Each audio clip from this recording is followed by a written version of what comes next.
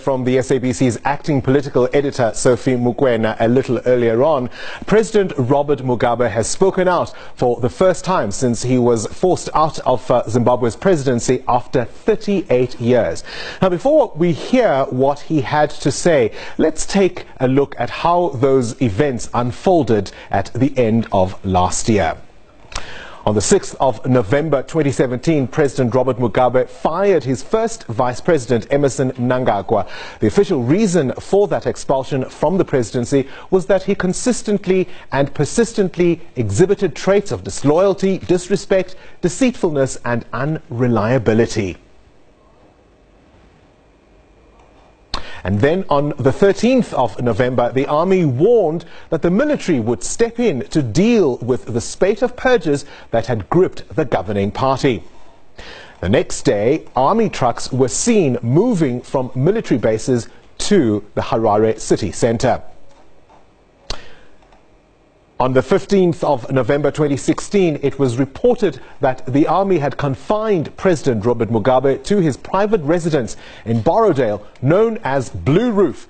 The military vehicles also blocked roads outside Parliament. The state broadcaster, the Zimbabwe Broadcasting Corporation, was seized by the military. On the 18th of November 2017, Zimbabweans took to the streets in support of calls for President Mugabe to step down. And on the 19th of November last year, President Mugabe delivered a much-anticipated address to the nation. He'd been expected to resign, but he did not. This was the same day his party, ZANU-PF, dismissed him as its leader. ZANU-PF's Central Committee held an emergency meeting and resolved to recall President Mugabe as party leader, and they replaced him with the then recently fired Vice President Emmerson Mnangagwa. The party nominated Mnangagwa as ZANU-PF's interim president, first secretary and presidential nominee for the 2018 election slated for July-August later this year. And on the 21st of November, Mugabe resigned as the president of the country after 37 years in power. He'd been in power since independence in 1980, when he won that inaugural election and became prime minister.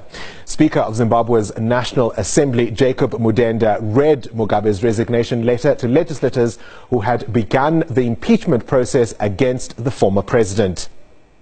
3 days later, Emmerson Mnangagwa was sworn in as president. So, former President then Robert Mugabe has called for dialogue following the events that led to his resignation last year. He spoke for the first time to the media about his removal from office. Speaking in Harare, the former leader says he's still aggrieved by what transpired at the end of last year. On my side, I always had Emmerson Mnangagwa. I brought him in to government. But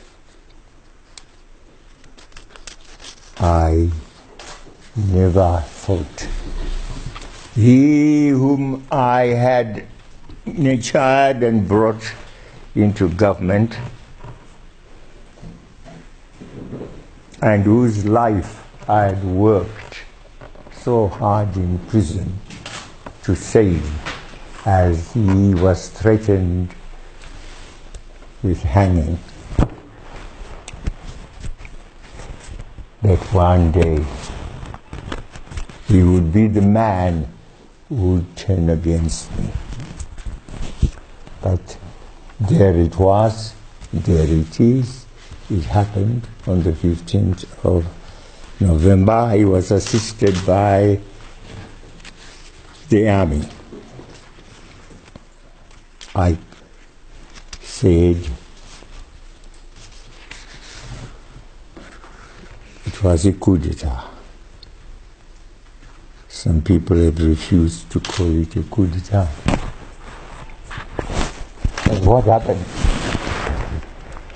He could never have assumed the presidency of the country without the army.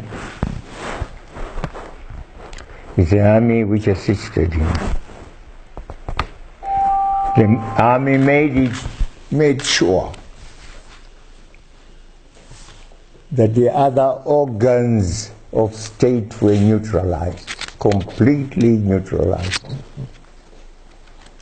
They neutralized the Central Intelligence Organization, many of whose members were bashed with heads cracked, and this is not an exaggeration.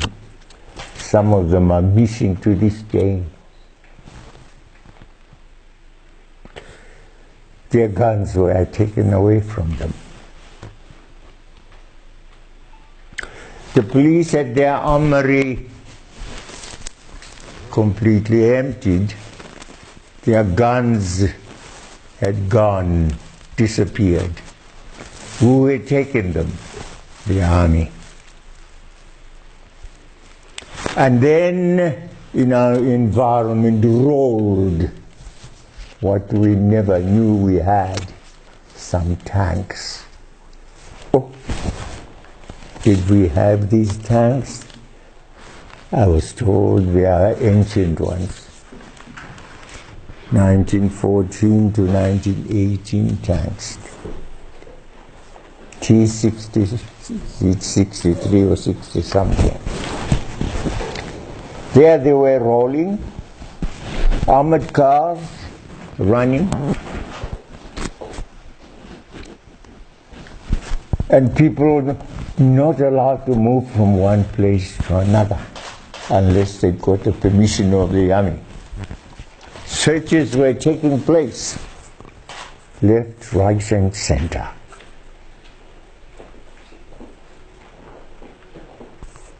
Persons being arrested.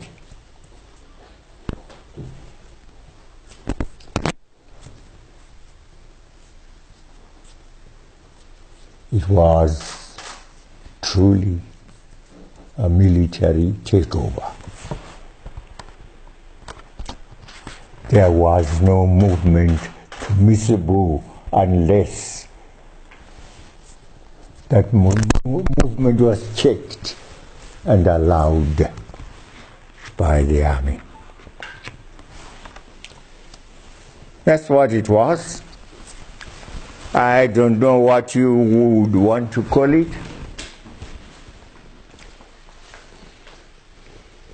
But our people had not experienced such an environment before. We had prided ourselves on being very democratic. Every day,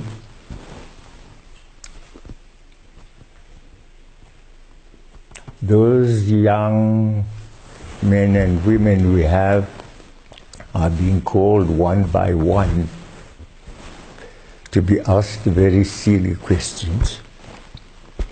Where is Jonathan? Professor Jonathan Moyo?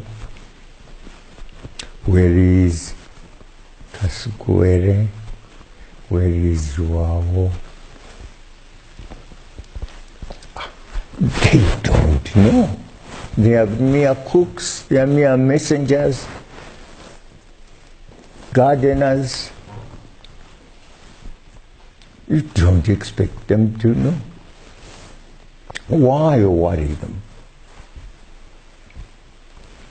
Ask me. I don't even know where they are. Yes, once upon a time, we assisted them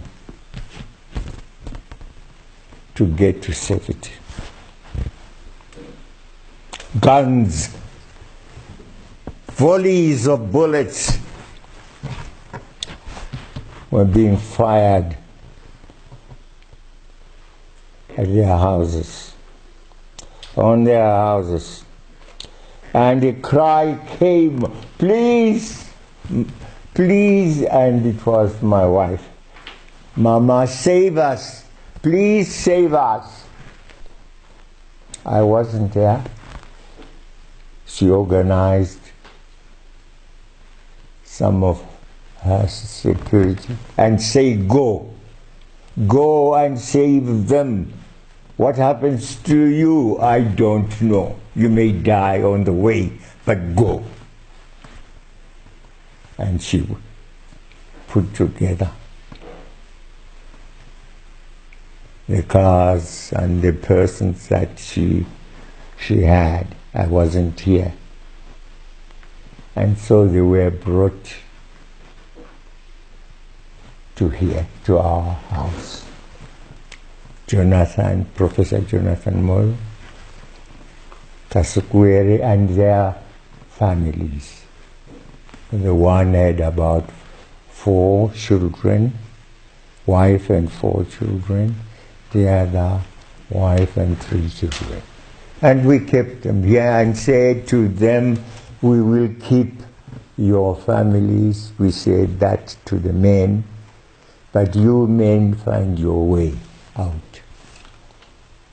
Go where you can, but we will keep your wife and the children here and save them. And so they left. We don't know how, and we don't know where they went. And we kept their families here until the situation was slightly better. Then they asked to get back to their homes. Today Emerson is no longer on my side. I'm no longer the president. He is. I called him president the other day and he said, oh, no, don't please call me president. Call me Emerson. I said, I can't call you Emerson anymore. Okay, I'll call you E.D.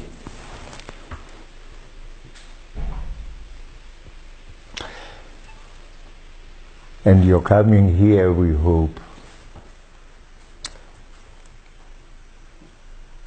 We'll get the views I have published. I don't hate Emerson. I brought him into government. I would want to work with him, but he must be proper. He is improper where he is. Illegal.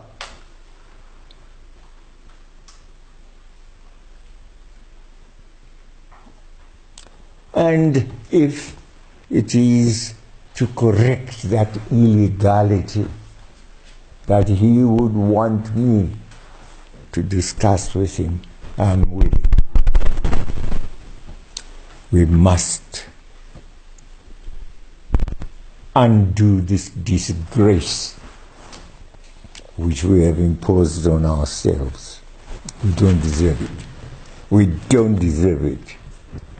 Please, we don't deserve it. Zimbabwe doesn't deserve it. We want to be a constitutional country.